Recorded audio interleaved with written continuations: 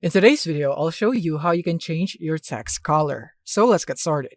So we have our text in here. It's currently in white, and if you don't want to change that, you can either go for the effect controls or essential graphics. If you don't have either of them, then you could go here into window and make sure that you have effect controls and essential graphics in here so that you could do both method. So first, let's go into effect controls. And from here, you simply need to go here into the text option in here. So just expand this under effect controls, and then from here, you'd now be able to see the appearance section, and this is where you can change the color for the fill and the stroke.